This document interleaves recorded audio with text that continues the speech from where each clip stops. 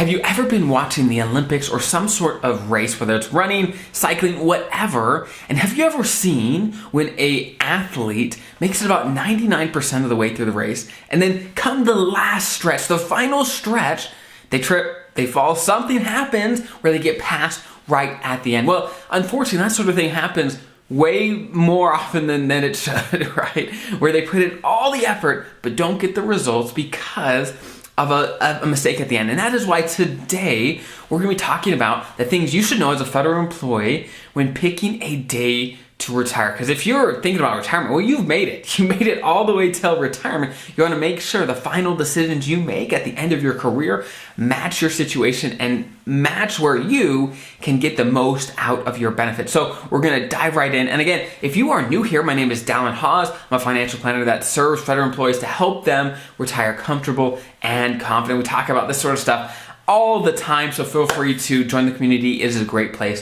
to be. So let's jump right in. Okay, so there are really two main factors that you need to be thinking about when picking a day to retire. And after we talk about those two, I'm going to actually talk about three big mistakes that I see all the time and ramifications that come into play when people don't think everything through. So we're going to jump right in. So mistake number one. Or not mistake. These are the two factors. Before I get to mistakes, these are the two factors you want to consider, certainly when picking a date to retire. So number one, you have to understand when your pension's going to start and how it depends on the day you retire. Okay, so how it works is your pension is going to start on the first day of the month after you retire. Okay, so let's say you retire January 10th as an example. Okay, so when would your pension be payable, right? When does that come into play? Well, it's actually February 1st. February 1st. And the reason is because, again, your pension is going to be payable the first day of the month after you retire. So what if you actually retire, let's say January 31st? Well, when does your pension start? Well, actually, the very next day of February 1st. The very next day. So as a first federal employee, what this tells us is often it makes sense to push your retirement to the closest to the end of the month as reasonable for you. You could certainly retire on the last day of the month, which means your pension would be payable the very next day, which is good news. So it's not the end of the world if you can't do this or it doesn't make sense for whatever reason, but something definitely to consider when it does make sense. Definitely retire near the end of the month as much as you possibly can. Okay, so that's number one, is understand when your pension is going to start depending on when you start or when you retire, right? Number two, and that is you have to understand what happens to your annual leave at retirement time. This is a big one. So for those that do not know, when you have annual leave on the books at retirement time, you actually get a lump sum check. They send you money and say, hey, you had annual leave on the books, we're gonna pay you as if you had worked that amount of time. Now, if you have a substantial amount of annual leave at retirement, this can be a large dollar amount, which is great. That's great news, right? However, as many of you also know, annual leave for most positions tends to be use or lose, meaning if you do not use it at the end of each annual leave year, at the end of the year for leave purposes, then you're going to lose it, right? There's only so much of it that goes over to the next year. And that is why, for annual leave purposes, and to get that lump sum in as big as possible, many federal employees retire at the end of the year. At the end of the year, because they're able to build up as much as they can and maybe have way more than the amount that can actually pass over to the next year. And so they could cash all that in before they lose some of it come the beginning of the next leave year. But there's one complication here. The end and the beginning of the leave year is not the same as a calendar year.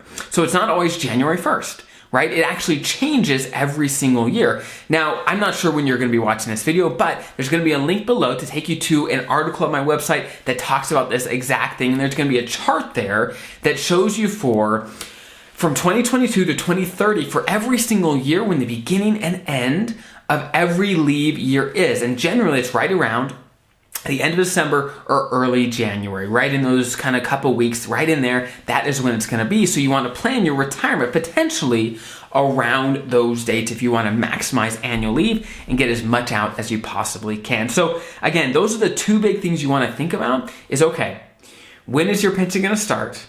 Depending on when you actually, retire and leave the government. Second, what is your plan with your annual leave? But again, maximizing your annual leave is not the only thing that matters. You certainly want to line up all the things we're going to be talking about today with your own retirement goals, right? Maybe you are retiring in a place that is super, super cold. Maybe you don't want to retire in the winter. Maybe you want to retire in the summer so you can actually go out and enjoy it, right? Those are some of the personal factors that you have to kind of roll into this as well. Of course, you have to make the numbers and the finances work, but of course, along with that, I'm sure there's ways to make it work for your situation so that you can meet your retirement goals as well.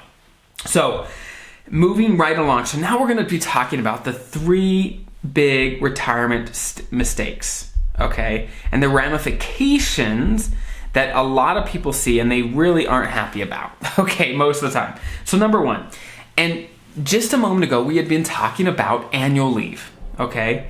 Your annual leave and how often people can get a lump sum payment at retirement. Now, this lump sum payment is taxable income. So what does that mean? Well, if you have lots and lots of hours saved up, well, this lump sum payment can get pretty large, which is great news, but it will add into your taxes. So let me tell you about a kind of a stereotypical situation where someone works a full year, retires near the end of the year, and gets a large lump sum payment from their annual leave. So their taxable income in that year is going to be higher than it really has ever been, because generally the last year of their career, they get paid the most.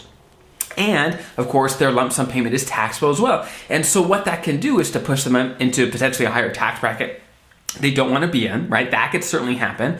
Or just in general, of course, they're going to have to owe more taxes, right? But there's other ramifications that could come into play as well. Well, like, for example, maybe you won't be able to put money into a Roth IRA because of that for that year. Or maybe you can't deduct your contributions to a traditional IRA. Or maybe it's going to increase how your Social Security is taxed. Or maybe your Medicare premiums are going to increase in retirement, right? There's lots of things to consider when it comes to taxes. So you have to understand that you understand the tax ramifications of this annual leave lump sum payment. Again, it's not going to be a deal breaker for everyone. For many people, it doesn't make a big difference tax-wise, but it may for you. So you certainly want to make sure that that makes sense for you. Okay. Mistake number 2, and this has to do with your TSP, okay, your thrift savings plan, and a 10% penalty that could come into play. So when it comes to taking money out of retirement accounts like IRAs, 401ks, or your TSP, the normal age that you have to reach to not have a 10% early withdrawal penalty is 59 and a half. That is the normal age. Now, there is one nuance for your TSP, and that is, as a traditional first employee, as long as you retire in the year you turn 55 or later, okay? So let's say 56, 57, 58, or even in the year you turn 55, okay? Then you can actually waive this 10% penalty because you retired in the year 55 or later. So you can actually take it before 59 and a half, which is a great thing. Now, if you're special provisions federal employee and you know who you are, if you are, well, that age is actually 50. As long as you retire in the year you turn 50 or later, you can access your TSP without this 10% penalty. So this is huge. You have to understand how to get around this 10% penalty, because 10% is massive. That's a big deal. You certainly don't want to have to deal with that. Now, one mistake I see all the time with this is many people have IRAs as well, the TSP and IRAs. When you retire, if you move your money from the TSP to an IRA, well, that's great, and often it makes a ton of sense, but if you are under age 59 and a half, well, IRAs do not have the same rule where you can avoid the 10% penalty at 55, 50, the things I just talked about, right? Those rules do not apply in an IRA. They do not apply. Right? So if you move your money to an IRA before 59 and a half and start taking money out of that, well, then you're probably going to see a 10% penalty. So if you're under 59 and a half, you want to at least leave some money in your TSP to make sure that this is not an issue for you. Okay? So again, you have to understand how this 10% penalty comes into play and come up with a plan on how you're going to get money out of your TSP or IRAs or your spouse's 401k, whatever it is, so that this all makes sense for you. Okay, last big mistake that I see all the time. So like I said before, your pension is payable on the first day of the first month after you retire. So if you retire in January, well, it's going to be payable February 1st. Now, here's the deal. When I say payable, that's not necessarily meaning that you actually get money right away. It can actually take OPM a long time, anywhere from 6 weeks, and I've even seen up to 12 months, okay, for them to process someone's application and for them to actually release a full pension payment and to get everything going, okay? So what that means is you have to be prepared just in case OPM takes that long for you. What if your pension wasn't going to be paid to you for 12 months? Are you going to have the funds to fill the gap? That is huge. Now, even for your TSP, because one common answer I get all the time is, hey, no problem. I'm just going to take money out of my TSP to fill the gap between when I retire and when my pension actually starts to be paid to me. Well, it can actually take 4 to 6 weeks. 4 to 6 weeks, okay, for your TSP to be notified by your agency to say, hey, yep, they're retired, they're good to go, and for them to actually allow you to withdraw money. It can be shorter, right? But it can take that long. So you want to make sure that you're prepared and that you have, again, the funds to fill in the gap. So a good rule of thumb is 6 months worth of income or of expenses is a good rule of thumb. Now, if you could have 12 months of expenses, that's even better. You want to have this cushion so that no matter when your pension starts, that you are going to be okay. And of course, after 4 to 6 weeks, you can get access to your TSP, right? But certainly you don't want to deplete that too bad, right? Now, here's the deal. When your pension actually starts to be payable, they're going to pay you back for everything that they would have paid you up until when you retired and when it was payable, right? However, you just have to have the cash to fill that gap. So that's so crucial to have cash on hand and an emergency fund somewhere so that you are not stressed in the first year of retirement when you're waiting for your pension to start. So those are the big 3 mistakes that I see all the time when people pick the time that they're retiring, the things that come with that. So if there's any mistakes and maybe great advice that you have gotten about picking a day to retire, please put in the comments below on the YouTube channel. That will certainly help everyone out in the community so we can all get better and learn and can all pick the best day to retire. Now, one quick thing before we wrap up. I have a TSP cheat sheet for 2022. Basically, a one-page PDF with all the key facts about your TSP, especially as you retire, the highlights that you need to know. Because like you know, the TSP website is a beast. There's so much information there.